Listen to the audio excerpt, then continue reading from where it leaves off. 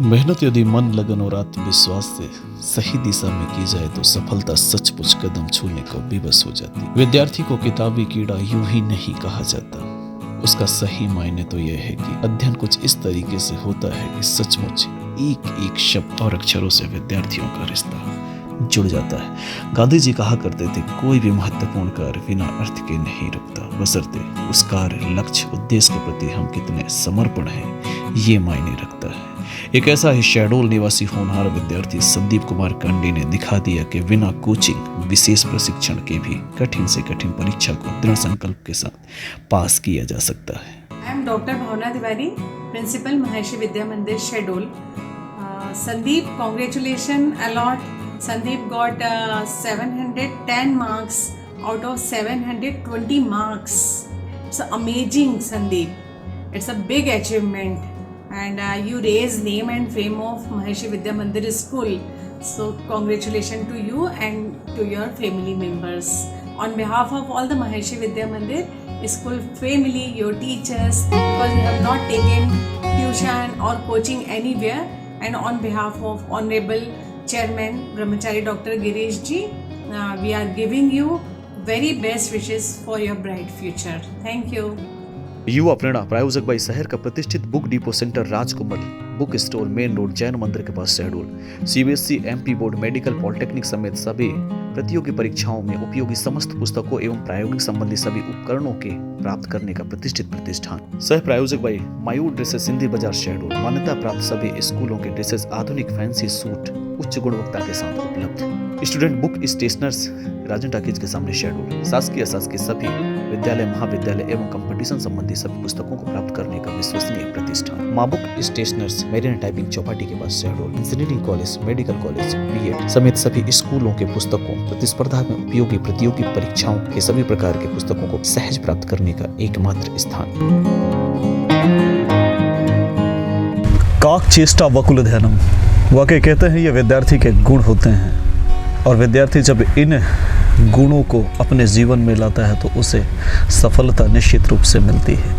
लक्ष्य को पाने के लिए यदि मन में संकल्प हो, धैर्य हो, लगन हो तो निश्चित रूप से सफलता हमें हर हाल में मिलती है। जी हाँ, बिना किसी कोचिंग के घर की आर्थिक स्थिति उतनी भी मजबूत नहीं कि बाहर जाके हम पढ़ाई करें, बावजूद उसके भी नीट में ऑल इंडिया रैंक 43 और मध्य प्रदेश में टॉप रहे एक होनहार युवा, एक होनहार विद्यार्थी संदीप कुमार टांडी जी हमारे आज इस विशेष कार्यक्रम में मौजूद है। संदीप जी, बहुत बहुत स्वागत है। पहले तो आपको बहुत बहुत बधाई हो। थैंक यू इस सफलता के लिए। yes. इस सफलता के पीछे का एक जो मेहनत है, एक जो तपस्या, उसके बारे में बताएं। और पहले आप ये बताएं कि आपकी जो पढ़ाई लिखाई है वो किस स्कूल से हुई? Sir, I completed my education from Maharshi Vidya Mandir. I studied class 11th and 12th there. When I was in class 12th, when I had passed class 12th, I gave the exam of NEET. I secured All India rank 43, MP state rank first in this exam, and my category rank, SC category rank was first. And I secured 710 out of 720 marks in this exam, and scoring high marks and getting such a rank ensures me that there is a possibility of getting admission into AIIMS New Delhi, which is one of the most prestigious medical colleges in India. Sandeep, इसकी तैयारी आप पहले से कर रहे थे या साल 2 साल से तैयारी शुरू की? क्या तैयारी का जो आप रूप था, स्वरूप था, वो कैसा था? Sir, I started my preparation from class 11, as most of the students start their preparation from class 11. From class 9th, I had in mind that I had to become a doctor. So in class 10th, I opted biology as my subject. I studied biology and I prepared for this exam. And in class 11th, I started giving mock tests and I started preparing myself for the exam. घर में और कोई तैयारी कर रहा था इसके पहले? उससे भी कुछ प्रेरणा मिली हो? स्कूल से कितनी प्रेरणा मिली वो बताएं। सर, मेरी दीदी हैं, वो भी नीट के लिए तैयारी कर रही थी, पर दुर्भाग्यवश उनका सिलेक्शन नहीं हो पाया और निराशा के कारण वो और पेपर उन्होंने नहीं दिया। बट उन्होंने मुझे मोटिवेट करते रही, मुझे इंस्पायर करते रही कि मैं नहीं बन पाई तो तुमको ये पेपर निकालना है, तुमको एक डॉक्टर बनना है। और उन्होंने मुझे काफ़ी गाइड किया, मुझे बताया कि कहाँ कहाँ गलती हो सकती है, कहाँ कहाँ मुझे उनमें सुधार लाना है। और फिज़िक्स में मुझे ज़्यादा दिक्कत नहीं थी, बायोलॉजी केमिस्ट्री में थी। उन्होंने बताया कि मुझे इन सब टॉपिक्स को इस हिसाब से पढ़ना चाहिए और अच्छे से पढ़ना चाहिए, और मेहनत करके भली मुसीबत कितनी भी बड़ी हो हम उसका हल पा सकते हैं। संदीप, आपने कोचिंग भी नहीं की, आप कहीं विशेष तैयारी भी नहीं किए, पहली ही बार में इतनी बड़ी सफलता, क्या लगता है आपको? जो लोग कोचिंग करते, कोचिंग करने के बाद भी ये सफलता नहीं मिलती उन्हें, क्या उनमें क्या कमियां रह जाती हैं? सर, कोचिंग लेना या ना लेना वो हमारे ऊपर डिपेंड करता है। वास्तव में अगर किसी भी चीज़ के लिए हम प्रिपरेशन कर रहे हैं तो उसके लिए हमें एक गाइडेंस चाहिए होता है। वो गाइडेंस कहीं बाहर से आए या फिर खुद से आए या सेल्फ से आए, वो डिपेंड नहीं करता। डिपेंड करता है तो हमारा हार्डवर्क, कि हम कितना हार्डवर्क करते हैं। तो बहुत लोग कोचिंग जाते हैं, उसमें से कुछ ही बच्चे निकाल पाते हैं, बहुत बच्चे निराश जाते हैं। 16 लाख बच्चे नीट का पेपर देते हैं, उसमें से सीट लगभग 1 लाख से भी कम बच्चों को मिलती है, तो बाकी 15 लाख बच्चों को तो निराश जाना पड़ता है। तो उन बच्चों से यही कहना चाहूँगा कि मौका आज नहीं तो कभी ना कभी आता है। शायद कमी यही रह जाती है कि हम उस समय अपना हार्डवर्क करना छोड़ देते हैं और हम निराश हो जाते हैं, हमें लगता है अब कुछ नहीं होगा। पर जिस समय हम सफलता के बहुत नज़दीक होते हैं उसी समय वो अपना हार्डवर्क छोड़ देते हैं। शायद यही चीज़ है जिस कारण बहुत बच्चे ये पेपर नहीं निकाल पाते। ऑल इंडिया रैंक में आपका स्थान जो था वो 43वां था। जी सर। एमपी में टॉप था। यस। 43वां था। थोड़ी सी मन में कसक है कि क्यों मैं 1 नंबर पे क्यों नहीं आया? सर, मैं एग्ज़ाम में जब बैठा था, 12 सितंबर को एग्ज़ाम था, और उस समय जब मैं घर पे मॉक टेस्ट दिया करता था तो वहाँ का माहौल अलग रहता था। घर में उतनी टेंशन नहीं रहती जितना कंपटीशन नहीं रहता था। जब मैं एग्ज़ाम हॉल में बैठा, OMR शीट फिल करनी थी और मेरे हाथ लगभग कुछ काँप रहे थे। मैं बहुत ही नर्वस था कि कहीं मैं कोई बबल रॉन्ग फिल ना कर दूँ जिसके कारण नेगेटिव मार्क हो जाए। बिल्कुल। और उसी लिए फिर भी मैंने ध्यान दिया कि मैं अपना बेस्ट दे सकूँ एग्ज़ाम पे।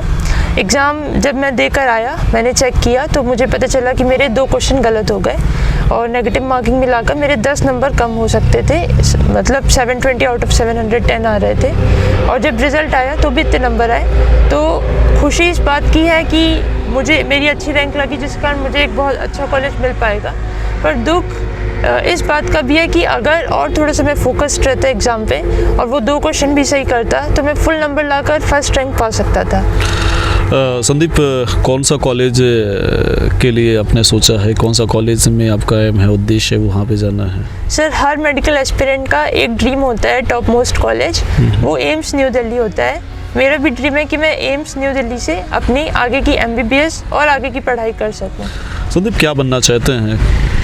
सर, मैं MBBS के बाद न्यूरोलॉजी में स्पेशलिस्ट बनना चाहता हूँ, क्योंकि ब्रेन एक ऐसा ऑर्गन है जिस पे मुझे बचपन की क्लास 9 से रुचि रही है, और मैं चाहूँगा कि मैं इसके बारे में पढूँ और कुछ सीखूँ और एक ऐसा न्यूरोलॉजिस्ट बन पाऊँ जिसको देश पर गर्व। जिस स्कूल से आपकी शिक्षा दीक्षा हुई वहाँ का माहौल कैसा था? किस स्कूल से आपने पढ़ाई की? सर, मैं महर्षि विद्या मंदिर में मैंने 11th और 12th पढ़ा है। महर्षि विद्या मंदिर का माहौल काफ़ी अच्छा है। मतलब इस स्कूल में बाकी कोचिंग इंस्टीट्यूशन की तरह कॉम्पिटिटिव माहौल बिल्कुल भी नहीं है। हर बच्चे को ये पोटेंशियल होता है उसके अंदर कि वो कुछ ना कुछ बन सके, और इस स्कूल में उसी पोटेंशियल को बाहर लाने की कोशिश करते हैं वहाँ के टीचर्स। वहाँ की प्रिंसिपल मैम बहुत अच्छी हैं, उन्होंने गाइड किया मुझे। Principal ma'am doctor Bhavna Tiwari, और उनकी इंस्पिरेशन से उन्होंने एक बार एक स्कूल में एक स्पीच दी थी और वो स्पीच से बहुत इंस्पिरेशन मिली मुझको। वो स्पीच क्या था, हमें सुनाएंगे? सर, उन्होंने एक स्पीच दी थी और उसमें एक कहानी के जरिए उन्होंने एक चीज़ हमको बताना चाहिए थी। तो एक बार एक राजा में कोई दूसरा राजा का मैसेंजर जाता है और उसके सामने एक पहेली रखता है। हीरे जैसे दिखने वाले 7 से 8 रख देता है उसके सामने, और उसमें से बोलता है कि बाकी सब कांच है, एक हीरा है। राजा अपने मंत्रियों को एक एक करके भेजता है, पर बहुत सारे मंत्री कोई भी इसका हल नहीं बता पाते। लास्ट में एक मंत्री आता है और वो मंत्री बहुत बुजुर्ग रहता है पर बुद्धिमान रहता है। तो वो सबको छूना शुरू करता है और बाहर से धूप पड़ रही थी सब पे, तो वो बताते हैं कि ये हीरा है। राजा उससे पूछता है कि ये हीरा है, बाकी सब कांच ऐसा कैसे पता चला? तो उसने कहा जो कांच है वो धूप में गर्म हो जाता है, पर हीरा कभी गर्व नहीं होता। कहने का मतलब ये है कि यदि व्यक्तित्व हमारा इतना मजबूत है तो भली परिस्थितियाँ कैसी भी हो, हमारा व्यक्तित्व वैसा ही रहे, उसे कोई नहीं बदल सकता। उसी तरह से अगर तैयारी हमारी मजबूत है तो सफलता निश्चित रूप से मिलेगी। बाहर की कोई भी परिस्थिति उस पर फर्क नहीं डाल सकती। संदीप, किसी भी तैयारी को लेकर या किसी भी एग्जाम को लेकर या किसी भी लक्ष्य को प्राप्ति को लेकर एक आर्थिक स्थिति जो होती है, आर्थिक संकट जो होता है, वो बड़ा आड़े हाथ आता है। आपको क्या लगता है कि जब हम किसी सफलता को प्राप्त करने की बात करते हैं, उस पर जब हम लगन के साथ काम करते हैं, तो चूंकि आप एक मध्यम या गरीब परिवार से कहे हैं, तो आपको क्या लगता है कि कितनी ये जो आर्थिक समस्या है कितना आड़े हाथ आती है? सर, बहुत लोग की आर्थिक स्थिति इतनी नहीं होती कि वो पढ़ सकें, पर मेरी आर्थिक स्थिति इतनी थी कि मैं पढ़ सकूं, पर शायद उतनी स्थिति नहीं थी कि मैं कहीं बाहर कोटा या किसी और सिटी से जाकर कोचिंग ले सकूं। आर्थिक स्थिति, बहुत लोग के दिमाग में ये बैठ जाता है कि हमारी आर्थिक स्थिति कमज़ोर है, हम नहीं पढ़ सकते, हम उनसे मुकाबला नहीं कर सकते जो उन कोचिंग में पढ़ रहे हैं, हम डॉक्टर नहीं बन सकते और हमारे लक्ष्य कुछ मामूली होने चाहिए। तो ये बात कभी मन में नहीं आनी चाहिए। हमें सोचनी आसमान की चाहिए, भले हमारे पैर ज़मीन पर क्यों ना हो।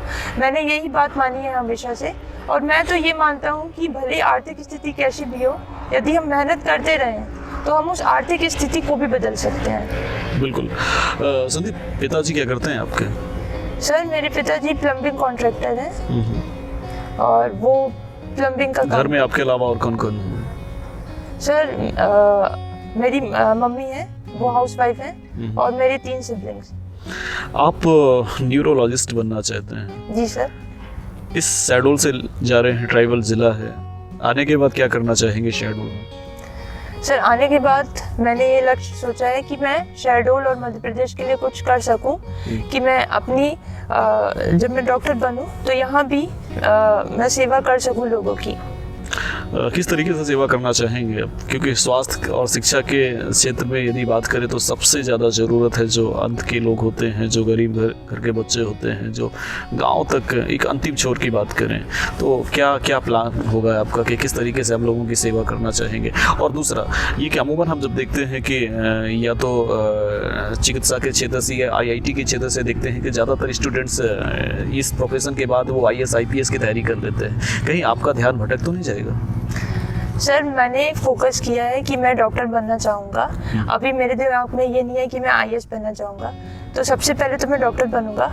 उसके बाद जब मैं शहडोल और मध्य प्रदेश में आऊँगा तो मैं यहाँ गरीबों का मुफ्त में इलाज करूँगा और उनमें एक प्रेरणा जगाऊँगा कि उनके बच्चे भी डॉक्टर बने, उनके बच्चे भी और मुकाम हासिल करें। मैं ये नहीं चाहता कि वो नॉर्मल कोई BSc BA ये सब कोर्स करें, बल्कि ये चाहूँगा कि मैं साइंस को उन तक इंट्रोड्यूस करा सकूँ कि वो हायर लेवल की स्टडीज़ को भी परस्यू कर सकें। संदीप, जब भी हम किसी चीज़ की तैयारी करते हैं और अभी जो एक पाश्चात्य सभ्यता या भौतिकता की बात करें, हम बहुत सारी चीज़ों को देखते हैं जिससे हमारा चित्त में अनेक प्रकार की विकृतियाँ आती हैं, हमारा ध्यान एकाग्र नहीं हो पाता है, और इस खासतौर से इस उम्र में तो बहुत ज़्यादा चंचलता रहती है। और पढ़ाई की यदि बात करें हम, तो पढ़ाई निश्चित रूप से जब हमारा चित्त एकाग्र होगा, है ना, धैर्य होगा, तब हम जाके उन चीज़ों को अपने दिमाग में रख सकते हैं। आपको क्या लगता है कि आप जब पढ़ाई करते थे तो किन किन बातों का ख्याल रखते थे? अपने चित्त को एकाग्र करने के लिए किस तरीके का प्रयत्न करते थे? सर, जब मैंने नीट की प्रिपरेशन शुरू की, उस समय बहुत बार मुझे ये लगता था कि ये एग्ज़ाम नहीं निकल पाएगा।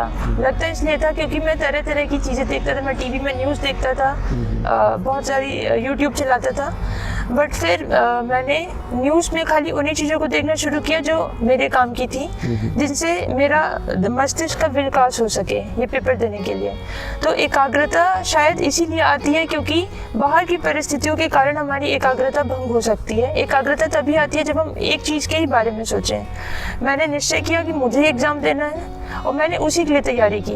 अब ना मुझे यूट्यूब डिस्ट्रैक्ट कर सकता है, ना कुछ डिस्ट्रैक्ट कर सकता है। दूसरी बात, मैंने ऑनलाइन स्टडीज़ को कम से कम किया और ऑफलाइन मतलब बुक्स को ज़्यादा प्रेफरेंस देना शुरू किया। राष्ट्र के विकास में एक युवा का योगदान अत्यंत महत्वपूर्ण होता है, एक विद्यार्थी का योगदान। और आप जिस उम्र में हैं, आपको क्या लगता है, कहा जाता है कि आज का युवा कल का भारत, पर अब ये कहा जाने लगा है कि आज का युवा आज का भारत। ऐसे में कितनी जिम्मेदारी हमारी राष्ट्र निर्माण के दृष्टिकोण से महत्वपूर्ण हो जाती है? सर, सबसे पहले हमारे युवा जो हैं वो ही हमारे देश का भविष्य है। यदि हमारे युवा कुछ करेंगे तो वह देश के लिए होगा, यदि हमारे युवा पढ़े लिखेंगे तो इससे देश की उन्नति होगी। इसलिए आज का युवा कल का भारत है, ऐसा बोलते हैं।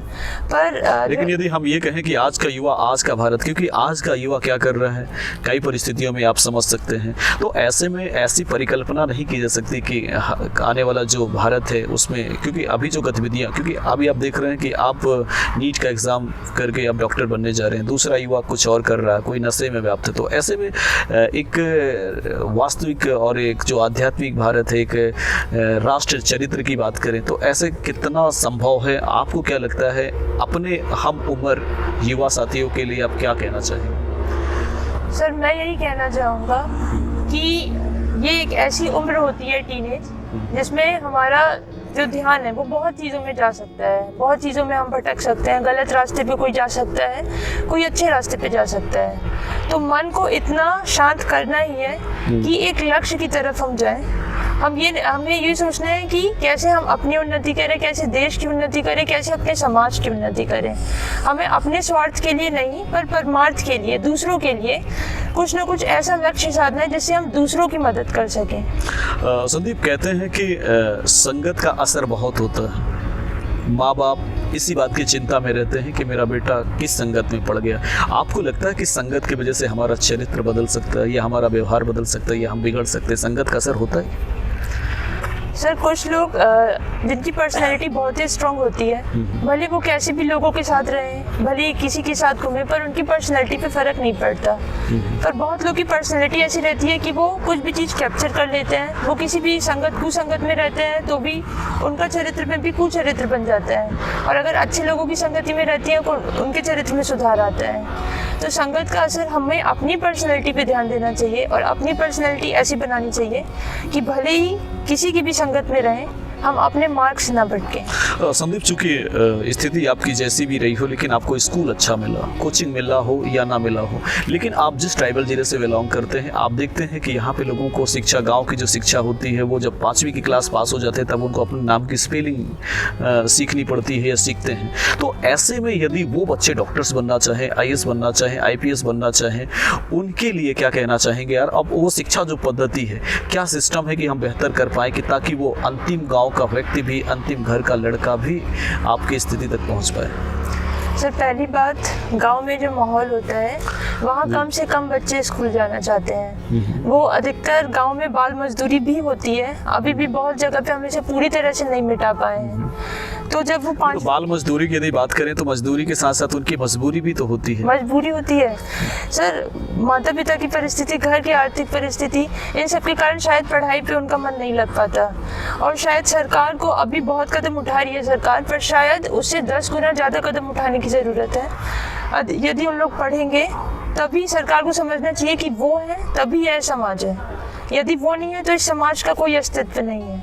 यदि हम उन्हें पढ़ाएं, उन्हें और छात्रवृत्ति प्रदान करें, ऐसी छात्रवृत्ति प्रदान करें जिससे वह घर की परिस्थितियों के बारे में भूलकर अपने भविष्य के बारे में सोच सकें।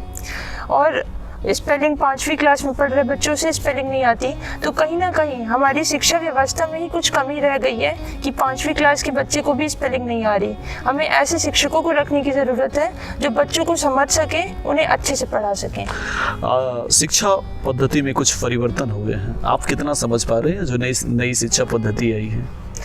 सर नई शिक्षा पद्धति में शायद यह परिवर्तन रिवोल्यूशनरी है, जो पूरे भारत के जितना भी एजुकेशन सिस्टम है उसको रिवोल्यूशनाइज कर सकता है। तो यह जो नई शिक्षा पद्धति है, मैं यही सोच रहा हूँ कि ये जो है इससे युवाओं को बहुत ज़्यादा फ़ायदा मिलेगा, बच्चों को भी बहुत फ़ायदा मिलेगा, क्योंकि इसमें नए मार्ग खुल रहे हैं, नई दिशाओं में नए मार्ग खुल रहे हैं। पर नई शिक्षा पॉलिसी, जो न्यू एजुकेशन पॉलिसी, इसके साथ साथ हमें ये भी ज़रूरत है कि जो पॉलिसी देने का माध्यम होता है, मोड ऑफ इंस्ट्रक्शन, उसे भी हम अपडेट कर सकें। बिल्कुल।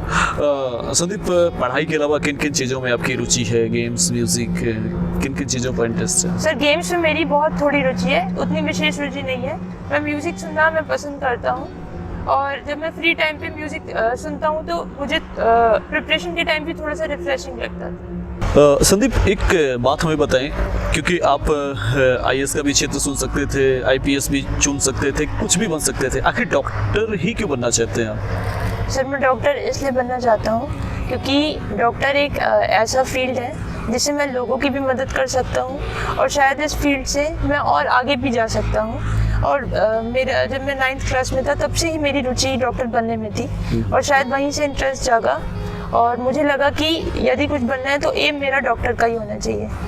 संदीप, आप चूँकि इस ज़िले से हैं, अभी क्या लगता है कि इस ज़िले में स्वास्थ्य संबंधी जो सेवाएं हैं, स्वास्थ्य संबंधी जो व्यवस्थाएं हैं और जो गांव के गरीब तक वो व्यवस्थाएं बहुत बेहतर तरीके से पहुंच पाए, वो शासन की सुविधाओं का लाभ ले पाए, और किस दृष्टिकोण से आप देखते हैं कितना मजबूत करने की ज़रूरत है और व्यवस्थाएँ कितनी लचर है, इस पर क्या कहना चाहें?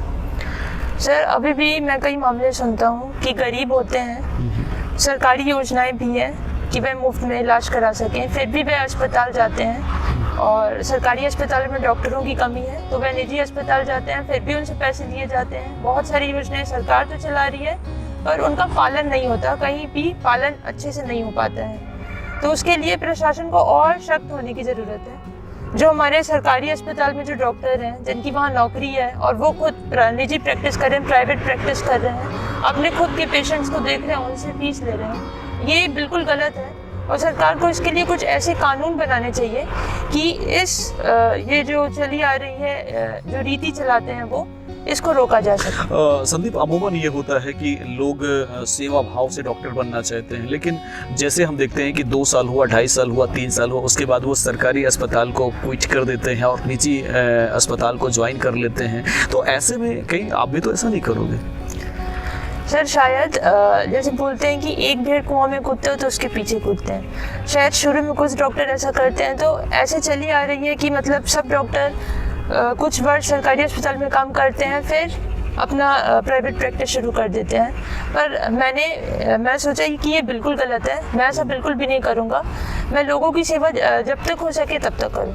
अमूमन हम देखने में आता है कि निजी चिकित्सालयों की बात करते हैं कि लोग ऐसा पैसा वसूल रहे, ऐसा कर रहे हैं। आपको क्या लगता है जो गिरता हुआ सेवा का मूल है ना, उसका एक सबसे बड़ा रीज़न क्या मानते हैं कि क्यों ये जो एक नैतिकता है वो नैतिकता का पतन हो रहा है? यदि हम स्वास्थ्य संबंधी सेवाओं की बात करें तो वो जो सेवा भाव है उसका गिरता हुआ जो मूल है वो उसका कारण क्या मानते हैं? सर उसका कारण मैं मानता हूँ कि हमारा हेल्थ केयर सिस्टम है जिसमें ज़्यादा से ज़्यादा सरकारी अस्पताल नहीं है और सरकारी अस्पताल हैं भी तो उन पे वो फैसिलिटीज़ नहीं है जो प्राइवेट अस्पताल दे पा रहे हैं, जिससे ज़्यादा से ज़्यादा लोग प्राइवेट अस्पताल की तरफ जा रहे हैं और प्राइवेट अस्पताल ऐसी परिस्थिति का फ़ायदा उठा रहे हैं और वो उससे अपनी जेब भरने की पूरी कोशिश कर रहे हैं। जी हाँ, ना कोटा ना कोचिंग।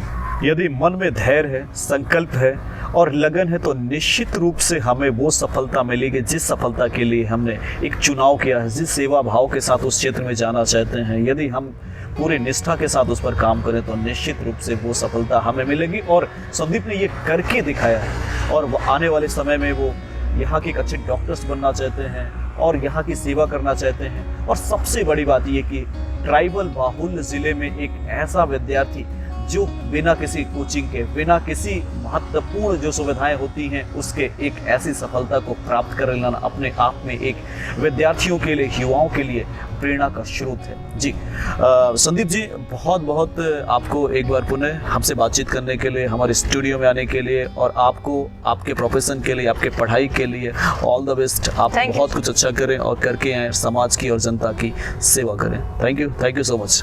Thank you. शुरुआत करते हैं और शाम की शुरुआत ही